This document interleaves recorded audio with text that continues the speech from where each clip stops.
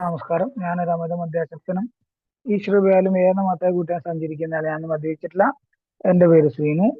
Hi Sreejan ചേട്ടാ, hi. ആയി. ഇന്ന് നമ്മുടെ വിഷയാധിഷ്ഠിതമായ മീറ്റിംഗുമായി എത്തുന്നത് നമ്മുടെ പ്രിയപ്പെട്ട ശിവചേട്ടനാണ്. ശിവചേട്ടൻ നമുക്ക് സ്വാഗതം ചെയ്യാം. ശിവചേട്ടാ, ഓക്കെ, ഞാൻ അമിത മദ്യപാന രോഗിയാണ്. ദൈവത്തിന്റെ കരുണയാലെ 40 കൂട്ടായ്മയുടെ സഹായത്താലും ഇന്ന ദിവസം മദ്യപിച്ചിട്ടുള്ള എന്റെ പേര് ഷിബു. ഹായ് ഷിബു ചേട്ടൻ. ശിവചേട്ടാ. Hi hi hi. ഏകദേശം അവസാന പേജുകളിലേക്ക് എത്തിയിരിക്കുകയാണ്. ഗ്രേപ്പ് വൈനെ കുറിച്ചാണ് നമ്മൾ കഴിഞ്ഞ ദിവസം പറഞ്ഞു നിർത്തിയത്. അതിനകത്തെ പതിവ് ചോദ്യങ്ങൾ അതുകൂടി അവസാനിപ്പിച്ചു കഴിഞ്ഞാൽ അതിന്റെ ഇത് തീരും. അപ്പോ grape wine is grape wine considered conference approved literature? അതാണ് ഒരു ചോദ്യം. In 1986, a conference advisory action stated, since each issue of the grapevine cannot go through the conference approval process, the conference recognizes a grapevine as the International Journal of Alcoholics Anonymous. This recognition extends to Lavina as well. To submit each issue to the conference for approval is viewed as impractical or a monthly or bi-monthly magazine. രണ്ടാമത്തെ ചോദ്യം, can anyone write something for the grapevine?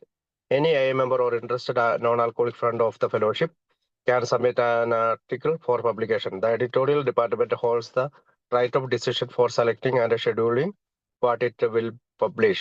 മൂന്നാമത്തെ ചോദ്യം, do you have to be an experienced or even professional writer to write something for the grapevine? Absolutely not. The editors look for article on recovery from alcoholism and AA that they believe will be of interest to the magazine's readers. AA members are encouraged to submit article even though they may think their grammar and spelling aren't perfect. അപ്പൊ പതിവ് ചോദ്യങ്ങളുടെ മലയാള വിവർത്തനം എങ്ങനെയാണ്? Grape വൈനില് conference അംഗീകരിച്ച ഒരു സാഹിത്യമാണോ grape wine? അതങ്ങനെ കണക്കാക്കുന്നുണ്ടോ? അതാണ് ഒന്നാമത്തെ ചോദ്യം. 1986 ഒരു കോൺഫറൻസ് അഡ്വൈസറി ആക്ഷൻ ഇങ്ങനെ പ്രസ്താവിച്ചു: ഗ്രേപ്പ് വൈന്റെ ഓരോ ലക്കവും കോൺഫറൻസ് അംഗീകാര പ്രക്രിയയിലൂടെ കടന്നു പോകാൻ കഴിയാത്തതിനാൽ ആൽക്കോളിക്സ് അനോണിമസിന്റെ അന്താരാഷ്ട്ര ജേണലായി കോൺഫറൻസ് ഗ്രേപ്പ് വൈനെ അംഗീകരിക്കുന്നു. ഈ അംഗീകാരം ലാവിനയ്ക്കും വ്യാപിക്കുന്നു.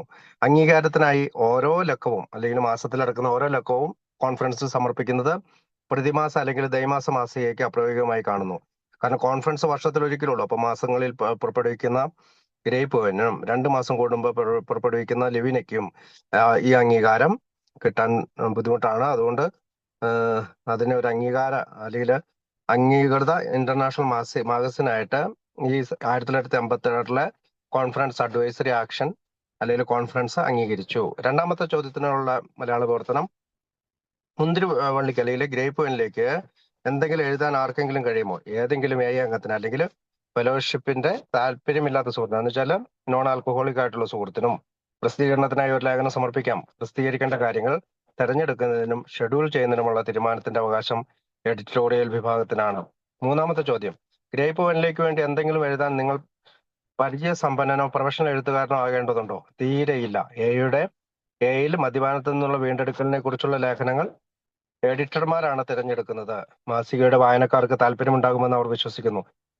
അംഗങ്ങൾ അവരുടെ വ്യാകരണവും അക്ഷര വിന്യാസവും പൂർണ്ണമല്ലെന്ന് കരുതുന്നുണ്ടെങ്കിലും ലേഖനങ്ങൾ സമർപ്പിക്കാൻ പ്രോത്സാഹിപ്പിക്കുന്നു. ഇത് പറഞ്ഞുകൊണ്ടാണ് ആ ഭാഗം അവസാനിക്കുന്നത്. അടുത്ത ഭാഗം,